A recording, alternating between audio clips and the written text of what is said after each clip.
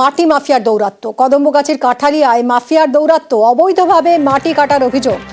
প্রায় 7 বিঘা জমির মাটি কাটার অভিযোগ। আরো জানবো জিয়াউলের কাছ থেকে। জিয়াউল, কাঠালিয়া এলাকায় সেখানে দিনে রাতে অবৈধভাবে সেখানে মাটি কাটা চলছে এবং সেই মাটি কাটার ফলে গ্রামীণ যে রাস্তা, সেই রাস্তার দফারফা, অর্থাৎ ঢালাই রাস্তা ফাটল ধরছে, পিচ রাস্তা সেখানে পিচ উঠে যাচ্ছে, এমনটাও কিন্তু অভিযোগ এলাকার মানুষ। এবং বারংবার তারা পুলিশ প্রশাসনকে জানিয়েও কোনো সুরাহা হচ্ছে না। এবং এই মাটির, অর্থাৎ যেখান থেকে মাটি কাটা হচ্ছে সেখানে প্রায় 50টির বেশি গাছ কাটা হয়েছে এবং রাতের অন্ধকারে গাছ কাটা হচ্ছে। অন্যদিকে যে জায়গায় মাটি কাটছে সেখানে প্রায় 50 ফুট ডিপ করে মাটি কাটা হচ্ছে, ফলে পার্শ্ববর্তী যে সমস্ত জায়গা রয়েছে সেগুলো যে কোনো মুহূর্তে ধস নামার একটা আশঙ্কা রয়েছে। এবং বারংবার এলাকার মানুষ সোচ্চার রয়েছেন, কিন্তু তারা এতটাই একদম দেখো এতটাই তারা রাজনৈতিক প্রভাব খাটিয়ে কিন্তু এই মাটি পাচার করছেন, ফলে তাদের কেউ বলার নেই, বললেই বাড়ি গিয়ে হুমকি, খুনের হুমকি দিচ্ছে, এমনটা অভিযোগ এলাকার মানুষের। ফলে বারংবার প্রশাসনকে জানিয়েও কোনো কাজ হচ্ছে না। এলাকার মানুষ চায় যে মাটি কাটা অন্তত বন্ধ না হলে এলাকায় ধসে যাওয়ার একটা আশঙ্কা রয়েছে, ফলে এলাকায় উত্তেজনা সৃষ্টি হচ্ছে। কিন্তু যে মাটি মাফিয়ারা মাটি কাটছেন তারাও কিন্তু অনেকটাই প্রভাবশালী, ফলে পুলিশ প্রশাসন তাদের কথা শুনছে না, এমনটাও এলাকার মানুষের অভিযোগ। ফলে যা নিয়ে এটা উত্তেজনা পরিস্থিতি তৈরি হয় এই কদমগাছির কাঠালিয়া এলাকায়। মিমি, ধন্যবাদ জিয়াউল। 5 বিঘা জমি যে খাতটা খোলা হয়েছে, এই খাত খোলার পরিপ্রেক্ষিতে গ্রামের রাস্তাঘাট তো সব ধস নেমে যাচ্ছে, প্লাস রাস্তাঘাটের কথা বলতে গেলে প্রাণে মারার হুমকি দিচ্ছে, জরিমানা করার হুমকি দিচ্ছে। গ্রামবাসী তার জন্য ভয়তে মুখ খুলছে না। স্কুল কলেজের বাচ্চা কাচ্চারা ভয়তে স্কুলে যেতে পারছে না, গাড়ির এত চাপ। এই মাটির ব্যবসা 2 নম্বরই ব্যবসা, এতে টাকা বেশি, এতে আয় হচ্ছে। তারা রাতারাত্রিরে পকেট ভরছে, সাধারণ মানুষের মানে রাস্তাঘাট ক্ষতি করে পকেট ভরছে। কিন্তু সাধারণ মানুষ কিছু কিছু কাউকে 2-500 খাইয়ে দিচ্ছে, তারা আর মুখ খুলছে না, তারা আরো শক্তিশালী হচ্ছে দিনকার দিন।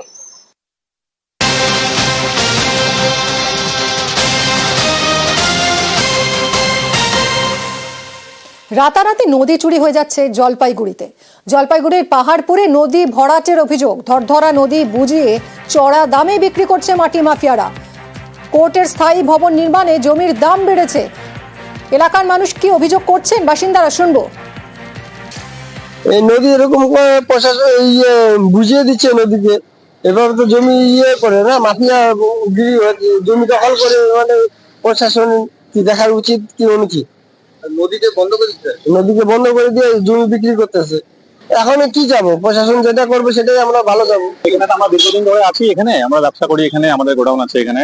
তো এই কিছুদিন ধরে দেখতে পাচ্ছি এখানে যেমন এই জমিতে কিছু লোক নেমে নাপযোগ চলছিল, তো হতেই পারেন জমি বেচা কেনা হতেই পারে, কিন্তু এখন দেখছি আমরা হঠাৎ করে নদীটাকে ব্লক করে দিয়ে মাটি মুটি দিয়ে এটাকে নদীটা ব্লক করে দিয়ে প্রশাসনকে আমরা কিছু করবো এই ব্যাপারটা, যেহেতু আমাদেরও নজরে এই জিনিসটা এসছে। আর গোটা গ্রামবাসীরাই এটা দিয়ে একটা মানে বর্ষাকালে এটা দিয়ে ক্ষতি একটা হবে গ্রামেরই। কথা বলবো শান্তনুর সঙ্গে। শান্তনু, রাতারাতি নদীর উপর মাটি দিয়ে নদী ভরাট করে ফেলা হচ্ছে, তারপর সেই জমি বিক্রি হচ্ছে, এটা তো আর 1-2 ঘন্টার কাজ নয়। কিভাবে প্রশাসনের নজর এড়িয়ে এটা সম্ভব হচ্ছে?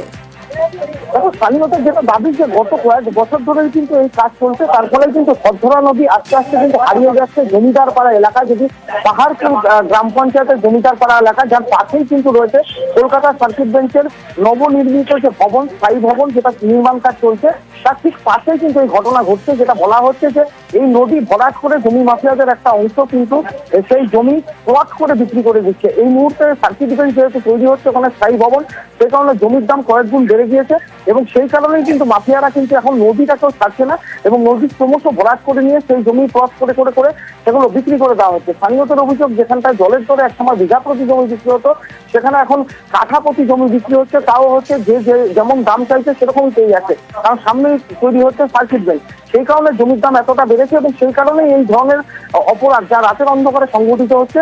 এবং স্থানীয়দের যেটা অভিযোগ, এই নদী ভরাটের ফলে কিন্তু এলাকায় বন্যা সমস্যা দেখা দিবে, কারণ এই ধরধরা নদী কিন্তু এসে করোলা নদীতে মিশেছে। পরিবেশ কর্মীদের বক্তব্য, এই নদী জলপাইগুড়ি শহরে অনেকটাই জল বহন করে, তার ফলে কিন্তু বন্যা পরিস্থিতি জমিদার পাড়া পাহাড়পুর এলাকায় অনেকটাই কম হয়। কিন্তু নদী চুরি রোখার আশ্বাস দিয়েছেন পঞ্চায়েত সমিতির সভাপতি, কি বলছেন তিনি, এবং পরিবেশ কর্মীরা তারাও সরব হয়েছেন। দেখুন, এটা আপনাদের মারফতই আমি এই মুহূর্তেই জানতে পারলাম, বিষয়টা আমারও আগে জানা ছিল না। যদি এরকম হয়ে থাকে সেটা অত্যন্ত অন্যায় গঠিত কাজ। আমি আমাদের যারা ভূমি রাজস্ব দপ্তরে যারা আধিকারিক রয়েছেন তাদের সঙ্গে কথা বলে বিষয়টা যাতে দ্রুততার সঙ্গে পদক্ষেপ না হয় সেই বিষয়টা দেখছি। নদী চুরি হয়ে যাওয়া এটা অত্যন্ত মানে অসাংবিধানিক কাজ এবং সম্পূর্ণরূপে বেআইনি কাজ। সবচেয়ে বড় কথা, যেখানে হাইকোর্ট হচ্ছে, যেখানে বিচারাধীন একটা বিষয়, বিচার ব্যবস্থাই যেখানে থাকবে, দেশের সংবিধান সুরক্ষিত থাকবে, সেইখানে নদীকে চুরি করে নেওয়ার একটা প্রবণতা দেখা দিচ্ছে ইদানিং। আমার মনে হয় এটা অত্যন্ত কঠোরভাবে দমন করা দরকার। প্রশাসনের যারা কর্তা ব্যক্তিরা আছেন, এই নদী যারা দেখভাল করেন, জমি জমা দেখেন, তাদের দেখা উচিত এবং অবশ্যই সাধারণ মানুষকে এগিয়ে আসতে হবে যে নদীকে নদীর মতো বইতে দিতে হবে, নদীকে দখল করা চলবে না, নদীকে বাঁচিয়ে রাখতে হবে, আমাদের নিজেদের বাঁচার পাই। পাসপোর্ট জালিয়াতির অভিযোগে জালে 2, বিরাটি থেকে ইডির জালে বাংলাদেশি। বিরাটির বিশরপাড়া থেকে ধৃত আজাদ মল্লিক। গতকাল আজাদ মল্লিকের ভাড়া বাড়িতে ইডি তল্লাশি। আজাদ মল্লিকের বিরুদ্ধে হাওয়ালার কারবারের অভিযোগ। কথা বলবো অনুপ আমাদের প্রতিনিধির সঙ্গে। অনুপ, এই আজাদ মল্লিক সম্পর্কে আর কি কি জানা যাচ্ছে, কি অভিযোগের সঙ্গে কিভাবেই বা পাসপোর্ট জালিয়াতির সঙ্গে যুক্ত ছিল সে? দেখো, গতকাল যে দীর্ঘ তল্লাশি, তার পরবর্তী ক্ষেত্রে আজাদ ইতিমধ্যেই গ্রেপ্তার করা হয়েছে এবং গতকালই কিন্তু তাকে নিয়ম অনুযায়ী বিএনএস অ্যাক্ট থেকে আদালতে পেশ করা হয়েছিল। আজকে সকালবেলা আবারও আদালতে পেশ করা হবে। এই তদন্ত নেওয়া। দেখো, আজাদ মল্লিক 2022 সাল থেকে এয়ারপোর্ট থানা এলাকায় মূলত ফরেনার হিসাবে গ্রেপ্তারও একবার হয়েছিল। এরপরে ইডি দেখতে পায় যে এই ব্যক্তির অ্যাকাউন্টে বেশ কয়েক কোটি টাকার লেনদেন হয়েছে এবং 26 তারিখ একটি কেস রিভিউ করা হয়েছিল। তার পরবর্তী ক্ষেত্রে ইডি এই মামলা এসিআর করে এবং এসিআর করার পরবর্তী ক্ষেত্রে কিন্তু গতকাল যখন বিরাটি বিশরপাড়া ভাড়া বাড়িতে তল্লাশি শুরু করে, তাকে জিজ্ঞাসাবাদ করা হয় এবং তিনি দাবি করেন ওই ব্যক্তি এখানকার মানুষের বাংলাদেশের নাগরিক, কিন্তু এখানে ভারতীয় পাসপোর্ট তিনি তৈরি করেছিলেন এবং দেখা যায় তার যে অ্যাকাউন্ট, তার অ্যাকাউন্টে প্রায় 2,62,00,000 টাকার বেআইনিভাবে হাওয়ালার মাধ্যমে কিন্তু ট্রানজাকশন হয়েছে এবং হাওয়ালার মাধ্যমে একাধিক টাকা পাঠানো হয়েছিল বাংলাদেশ। এবং এর পরবর্তী ক্ষেত্রে কিন্তু তাকে গতকাল দীর্ঘ জিজ্ঞাসাবাদের পরে গ্রেপ্তার করা হয় এবং একবারে সরাসরি তিনি বাংলাদেশের বাসিন্দা হলেও কিভাবে ভারতীয় পাসপোর্ট তৈরি করেছিল, কিভাবে এখানে থাকছিল, অনুপ্রবেশ কিভাবে করেছিল, এইসব বিষয় নিয়ে কিন্তু সমস্যা তৈরি হয়। তারপরে আরো একজন তো গ্রেফতার, অলোকনাথ, গেদে থেকে গ্রেফতার। এই অলোকনাথের সম্পর্কে বা কি জানা যাচ্ছে? অলোকনাথ কিন্তু এখনই পাসপোর্ট তৈরির এই কাজ করতো। তার বাড়ি থেকে বিপুল পরিমাণ যে নথি উদ্ধার হয়েছিল, 20টির বেশি মোবাইল ফোন উদ্ধার হয়েছে, সিজার লিস্টে ইডি কিন্তু এমনটাই উল্লেখ করেছে এবং একাধিক অরিজিনাল যে কপি, এই কপি কিন্তু ইতিমধ্যে উদ্ধার করেছিল এবং তার পরবর্তী ক্ষেত্রে জানতে পেরেছিল যে একাধিক বাংলাদেশের যারা আছে তাদের কিন্তু এইভাবেই পাসপোর্ট পাওয়াতে সাহায্য করেন। তার পাশাপাশি হাওয়ালার মাধ্যমে তিনিও কিন্তু বিদেশে অর্থাৎ বাংলাদেশে টাকা পাচার করে এবং তার মাধ্যমে এই টাকা পাচার হতো বলে এজেন্ট হিসেবে কাজ করতো এই ভুয়ো পাসপোর্ট বিষয়ে।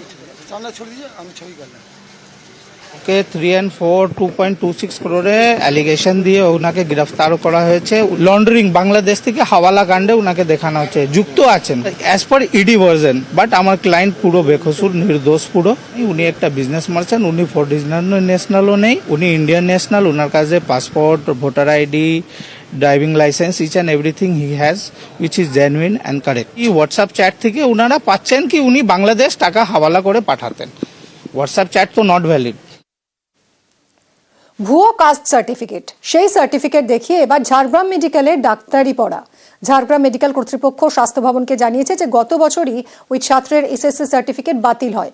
অনগ্রসর শ্রেণী কল্যাণ দফতরের ওয়েবসাইটেই এই তথ্য রয়েছে। তারপরেও ওই ছাত্র ঝাড়গ্রাম মেডিকেলে যাচ্ছেন। এই ইস্যুতে স্বাস্থ্য ভবন তদন্ত শুরু করেছে।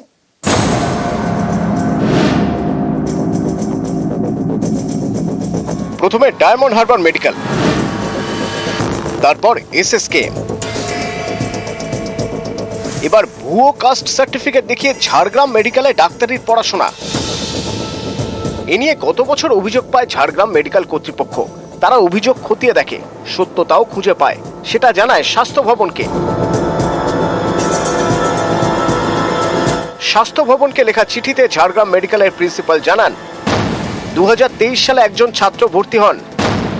জেনারেল কাস্টের হয়েও এসসি সার্টিফিকেট দেখিয়ে তিনি ঝাড়গ্রাম মেডিকেলে ভর্তি হন বলে অভিযোগ মিলেছে। পুলিশের থেকে পাওয়া নথি অনুযায়ী এই অভিযোগ সত্যি। অনগ্রসর শ্রেণী কল্যাণ দপ্তরের ওয়েবসাইটেও দেখা গিয়েছে সংশ্লিষ্ট পড়ুয়ার এসসি সার্টিফিকেট 2024 সালের 21শে অগস্ট তারা বাতিল করে। গত বছরের 18ই নভেম্বর স্বাস্থ্য ভবনকে এই চিঠি দেয় ঝাড়গ্রাম মেডিকেল কর্তৃপক্ষ।